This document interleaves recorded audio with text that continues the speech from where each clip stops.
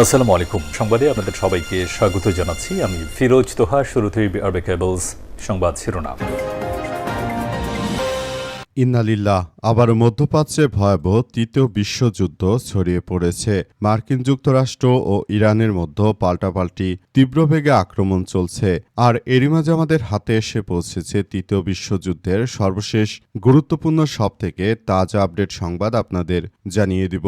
প্রথমেই জানিয়ে দিব কুয়েতের বিদ্যুৎ এবং পানি শোধনাগারে আবারও ইরানের হামলা। কুয়েতের বিদ্যুৎ উৎপাদন কেন্দ্র এবং পানি শোধন প্লান্টে আবারও হামলা চালিয়েছে ইরান। কুয়েতের সরকারের পক্ষ থেকে জানানো হয়েছে, একের পর এক ইরানি হামলায় দেশের এসব অতি গুরুত্বপূর্ণ অবকাঠামোতে ব্যাপক ক্ষয়ক্ষতি হয়েছে। কুয়েতের বিদ্যুৎ, পানি এবং নবায়নযোগ্য শক্তি মন্ত্রণালয় এক বিবৃতিতে নিশ্চিত করেছে যে অবকাঠামোগুলো লক্ষ্য করে পরপর 4 দিন এই ধরনের হামলা চালানো হয়েছে। এতে কুয়েতের স্পর্শকাতর সরকারি গুরুত্বপূর্ণ স্থাপনাগুলো ধ্বংস হয়ে যাচ্ছে। এরপর জানাব, জর্ডানে ইরানের হামলায় নিহত মার্কিন সেনার পরিচয় প্রকাশ করল যুক্তরাষ্ট্র। জর্ডানের মোয়াফাক সালতি বিমান ঘাঁটিতে ইরানের ক্ষেপণাস্ত্র হামলায় নিহত 2 মার্কিন সেনার নাম ও পরিচয় প্রকাশ করেছে যুক্তরাষ্ট্রের প্রতিরক্ষা দপ্তর পেন্টাগন। নিহত সেনা সদস্যরা হলেন 25 বছর বয়সী ফার্স্ট লেফটেন্যান্ট টাইলার জেমস ফিহান এবং 19 বছর বয়সী প্রাইভেট ইসাবেলা গঙ্গালেস। যুক্তরাষ্ট্রের ডিফেন্স ডিপার্টমেন্ট জানায় যে টেক্সাসের অধিবাসী গাঞ্জালেস গত শুক্রবার 17 জুলাই হামলায় প্রাণ হারিয়েছে। এদিকে অত্যাচারীদের শাস্তি দেওয়ার অভিযান চলবে জানালো ইরান। আলহামদুলিল্লাহ। ইরানের বিপ্লবী গার্ড বাহিনীর সদস্যরা জানিয়েছে যে যুক্তরাষ্ট্র যে সন্ত্রাসী আক্রমণ শুরু করেছে ইরানের বিরুদ্ধে, এই অত্যাচারীদের শাস্তি না করা পর্যন্ত ইরান থামবে না। যে কোনো মূল্যে যুক্তরাষ্ট্রের এই সন্ত্রাসী কার্যক্রম পুরোদমে প্রতিহত করবে ইরানের বিপ্লবী গার্ড বাহিনীর সদস্যরা।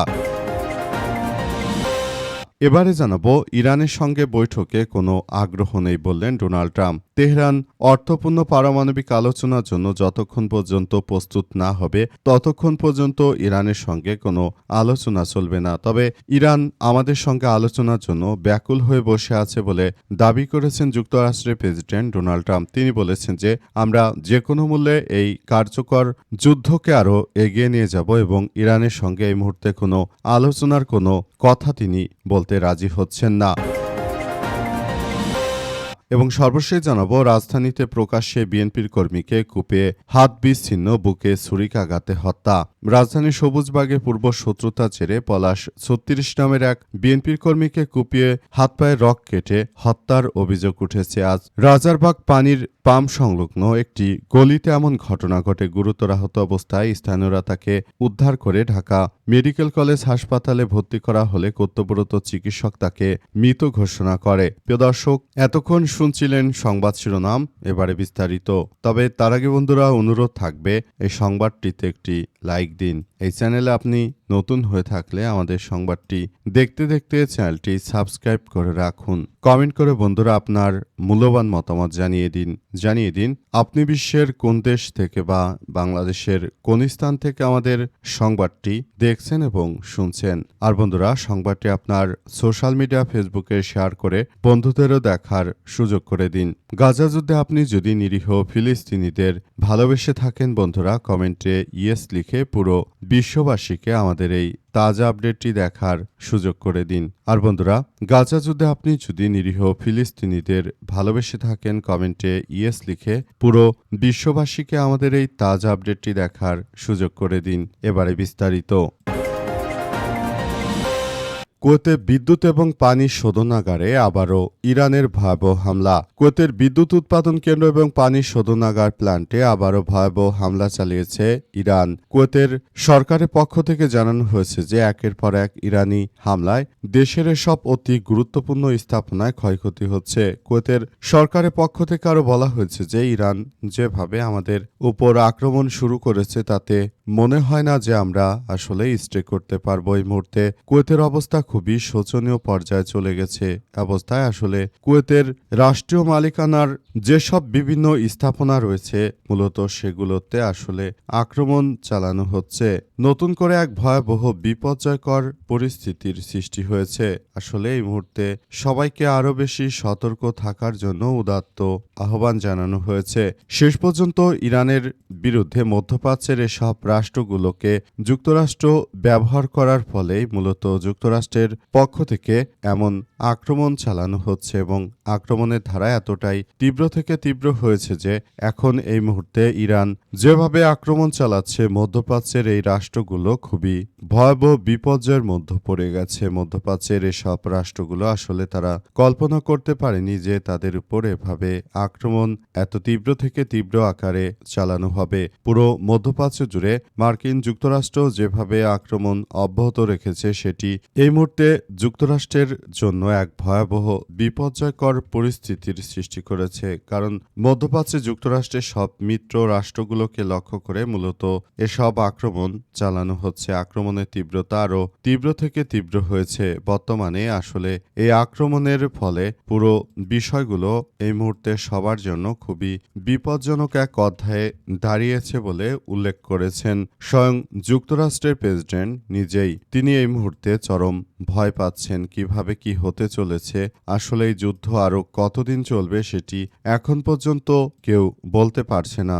যুদ্ধ পরিস্থিতি এতটাই তীব্র আকার ধারণ করেছে যে সবাই খুব বেশি হতাশার মধ্যে পড়েছে।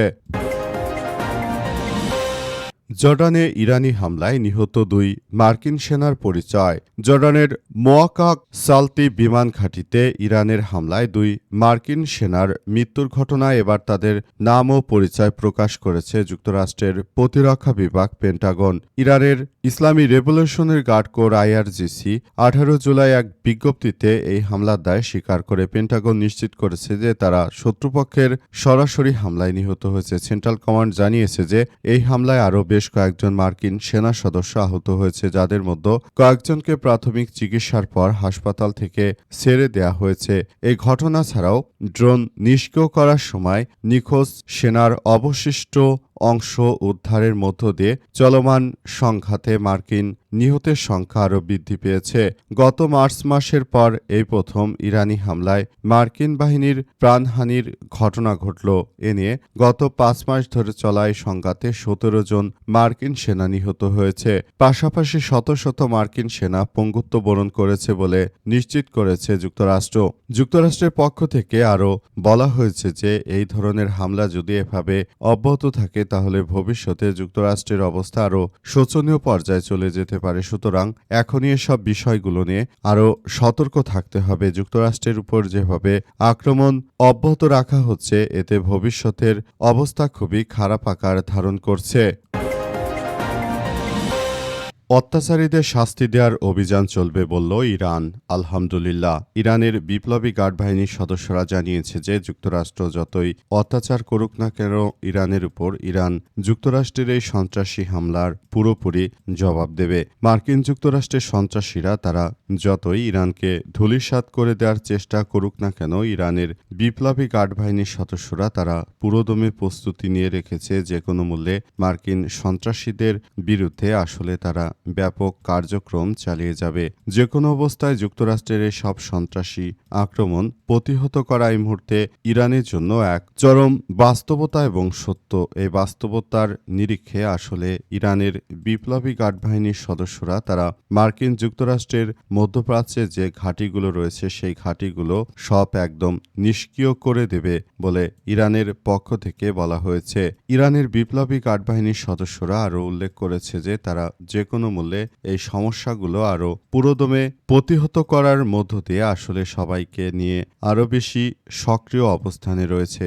যুক্তরাষ্ট্র তারা যতই চেষ্টা করুক না কেন ইরানের বিরুদ্ধে তারা তেমন কোনো কার্যকর পদক্ষেপ গড়ে তুলতে পারেনি। অবস্থায় ইরান তাদেরকে দেখিয়ে দিয়েছে যে এই যুদ্ধ কৌশল কিভাবে চালিয়ে যেতে হয় এবং মার্কিন সন্ত্রাসীদেরকে কিভাবে মাটির সঙ্গে মিশিয়ে দিতে হবে সেটি ইরান খুব ভালো করেই জানে।